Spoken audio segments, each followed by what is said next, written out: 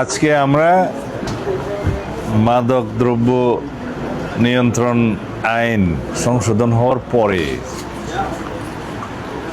প্রথম বাংলাদেশে কক্সবাজারে বসে আমরা মিটিং করছি। কারণ মাদক চোরাচালানের একটা রুট কক্সবাজার, এটা সবাই জানে। এখানে একটা বিশেষ ধরনের মাদকদ্রব্য কক্সবাজারের এই রুট দিয়ে সারা বাংলাদেশ এবং অন্যান্য জায়গাতেও পাচার হয়, সেটার নাম ইয়াবা। অন্যান্য মাদকও আসে, তবে ইয়াবার সংখ্যা সবচেয়ে বেশি। ইয়াবার কারণে আমাদের বাংলাদেশের যুব সমাজ অধিকাংশই মাদক আসক্তির দিকে যাচ্ছে, এটা আমরা লক্ষ্য করছি। এবং আমাদের সরকারের কয়েকটা অগ্রাধিকারের মধ্যে এই মাদক চোরাচালান, মাদকের প্রসার রোধ করা, মাদক নিয়ন্ত্রণ করা, এটা প্রধানতম অগ্রাধিকার। তারপরে জুয়া আছে, সন্ত্রাস আছে, চাঁদাবাজি আছে, এগুলো অগ্রাধিকার।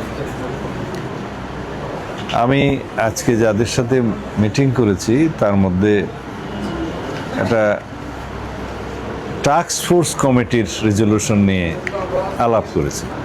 সেই টাস্ক ফোর্সটা গঠন করা হয়েছিল ইন্টারিম গভর্নমেন্টের সময়।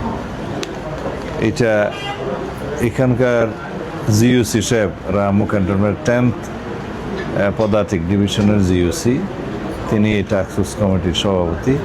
এবং তার অধীনে এখানে মেম্বার আছে BGB, coast guard, navy, DGFI, NSI, মাদকদ্রব্য নিয়ন্ত্রণ অধিদপ্তরের কর্মকর্তা, জেলা প্রশাসন থেকে এডিএম এবং সংশ্লিষ্ট অন্যান্য কর্মকর্তাগণ আছেন।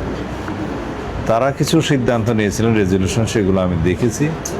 তার 1 নম্বর সিদ্ধান্ত ছিল, যেটা আজকে আমরা অত্যন্ত গুরুত্ব সহকারে নিয়েছি, তাহলে আমরা নির্মোহভাবে শীর্ষ মাদক কারবারিদের তালিকা গঠন করব, প্রস্তুত করব।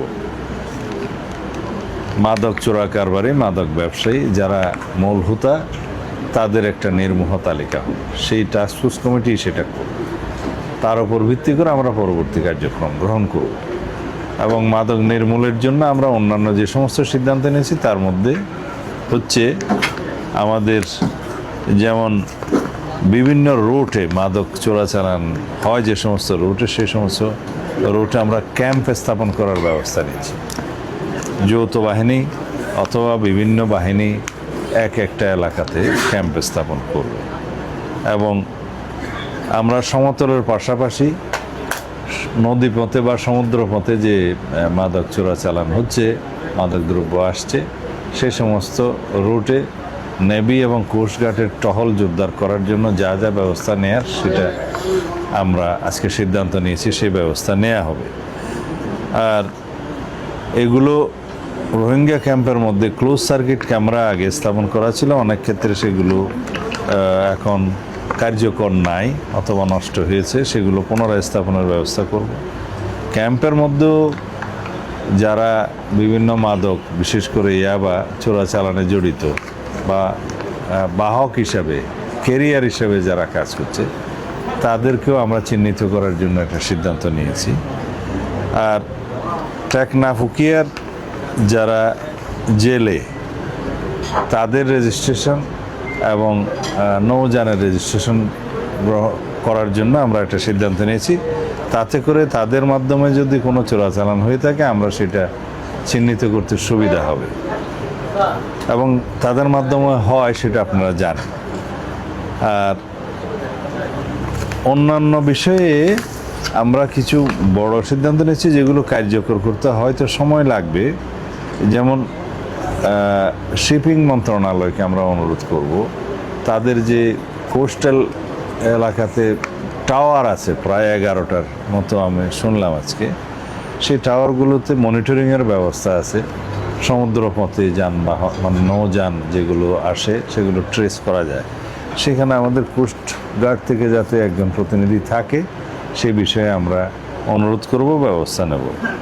আর এইখানে অপহরণের বিষয়টাও আমাদের এখানে আজকে মানব অপহরণের একটা বিষয় এখানে উত্থাপন করা হয়েছে। আমাদের মাননীয় সংসদ সদস্য শাহজাহান চৌধুরী সাহেবের এলাকায় এটা বেশি। সেখানে পাহাড়ে ওই সিভিলিয়ানদেরকে কিডন্যাপ করে নিয়ে যায়, মুক্তিপণ দাবি করে ইত্যাদি কিছু বিষয় আছে।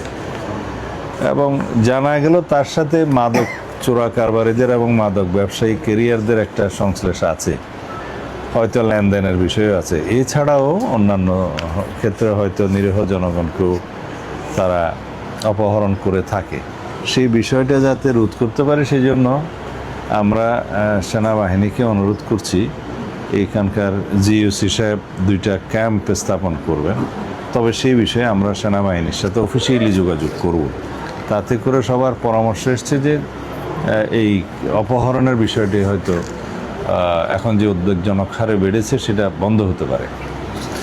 এর বাইরেও আমরা কিছু সিদ্ধান্ত নিয়েছি, যেমন আইন যেটা আমরা সংশোধন করছি তার মধ্যে আমরা ডগ স্কোয়াড, তারপরে অস্ত্র দেয়া, মাদক দ্রব্য নিয়ন্ত্রণ অধিদপ্তরের কর্মকর্তাদেরকে যারা এই বিষয়টায় সাব ইন্সপেক্টর পর্যায়ের কর্মকর্তাগণ অপারেশনে থাকে তাদেরকে ট্রেনিং দেয়া, ল্যাবরেটরি স্থাপন করা, প্রত্যেকটা জেলায় মাদক দ্রব্যের জন্য একটা আলাদা ল্যাবরেটরি স্থাপন করা, প্রত্যেক ডিস্ট্রিক্টে একটা করে, সেটা আমরা আইনে রেখেছি, সেটা বাস্তবায়ন করতে হবে।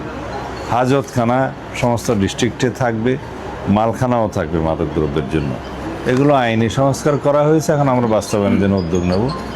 আর যারা এই মাদক চোরাচালান এবং মাদকের প্রচার প্রসার প্রতিরোধের জন্য যারা সংশ্লিষ্ট ডিপার্টমেন্ট জড়িত, তাদের সাথে ইন্টেলিজেন্স ডিপার্টমেন্টের ইন্টেলিজেন্স সাপোর্টটা থাকবে।